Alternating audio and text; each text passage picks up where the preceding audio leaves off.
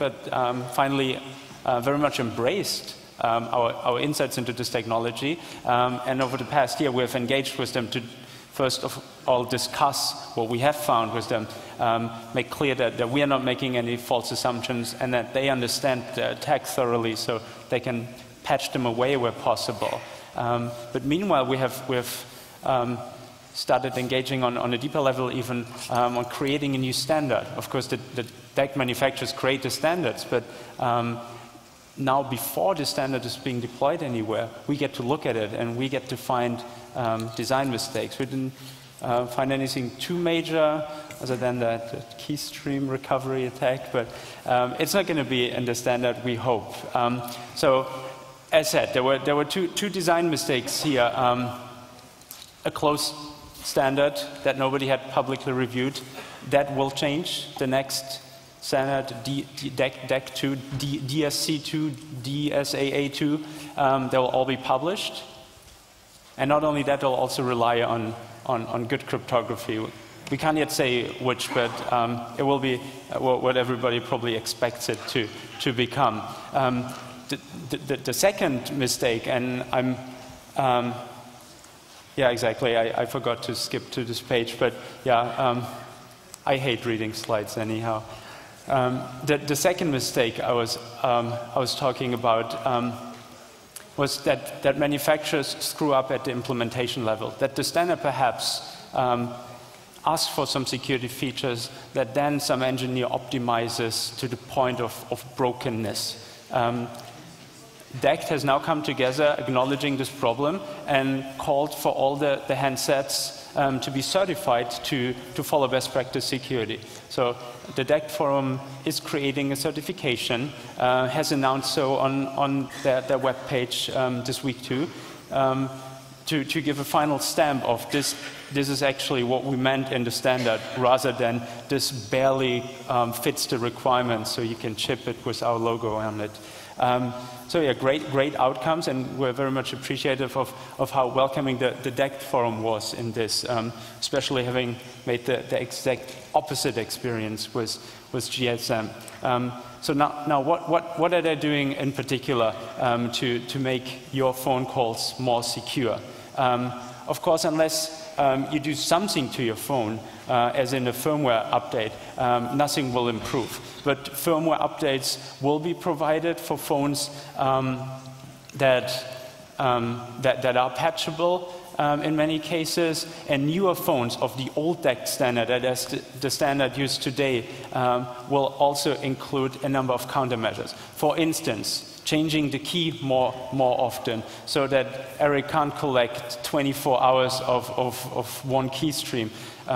If you just change it every few minutes, the cryptographic attacks will have to be improved tremendously for this still to be breakable. Of course, they've also patched the random numbers and all the other problems we have pointed out last year. Now, I already went over this. Then the longer-term countermeasures will be a new standard that will require new base stations and phones, but finally give you the phone privacy you all deserve. And that is the story of DECT and how it progressed over the past year. We think it's a very positive story, and not only lots of lessons learned, what to avoid, but also a great example how industry opens up and embraces security research. That's the way it should be. And with that, thank you very much. I think we have some time for questions.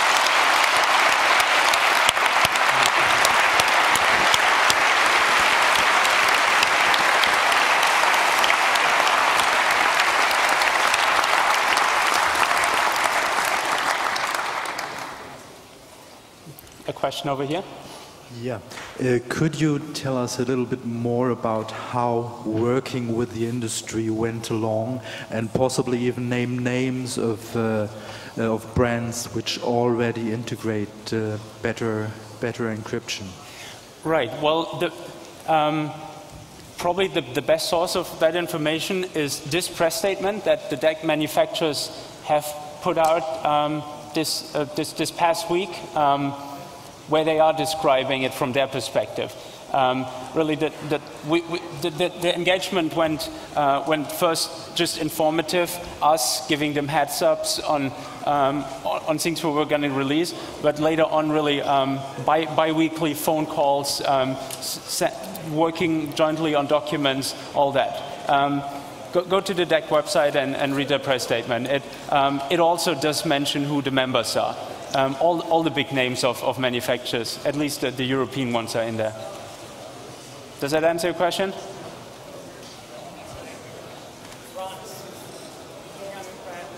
Well, kind of. The real question is, when I go out on the other side of the street to buy a DECT handset, which one I would like to buy?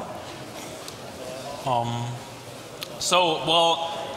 perhaps if you need to buy a new phone tomorrow, I would suggest try to look for a phone which is upgradable in firmware. This will be most probably much worthier to use than any phone which currently implements good security but just in the ROM. So I know there is at least one phone which can be upgraded by the user and which just costs 50 euros in a standard consumer electronics market. And this phone will most probably be a good investment for you. And if you can wait a little bit longer, wait until spring 2010, then certification of DECT devices will start. And you can just have a list of phones which have been built and which have been checked by an independent test company which runs a lot of attacks against the phone and checks if the phone implements countermeasures against all these attacks. And if your phone is on the list, then it will be definitely one of the phones you should buy. And then realistically, for the new standard to go through and be put in silicon, it will take another year. Hi there. I noticed on your slides the lovely folk at the ETSI are involved in DEC, and I believe there's a talk tomorrow about how the various individuals from security agencies like GCHQ, the British one, and I believe the German security industry have their fingers in the ETSI pie. Are you worried that those folks might try and compromise the good security going into the new DEC standard? Good question, but I think the industry groups have enough commercial incentive to make this a good standard this time, despite any perhaps governmental effort to put extra weaknesses in it. We will have to defer this of our possibilities, but this becoming an open standard, a lot more people will look at it and make sure that there's no bugs put in it intentionally. Yeah. Knock on wood. Thank you. Yeah, maybe one side note. I don't know how the eBay situation is on the Common Air PCI cards, but it's probably worth mentioning that Patrick McCarty's stack does support the PCI cards, which are a bit more beefy and maybe still available. Okay, yeah, thanks for that side note. Yeah, this is correct. So the PCI card available on eBay is now supported by some software Patrick McCarty has written, which is not yet completely on the web. He was going to be here at the conference and tell you, but he didn't manage to do it. So, but most probably you can get an open source driver for that shortly. One last question. Okay, I've got a question about the DECT and EcoDECT. In Germany, the most new DECT phones have the label something called EcoDECT, and many seem to be compatible with DECT, and some of them seems not to be compatible. How does it work? Okay, so EcoDECT is just a version of DECT which tries to reduce the transmit power when the phone is very close by the base station. Yeah. So the idea is just don't transmit with full power.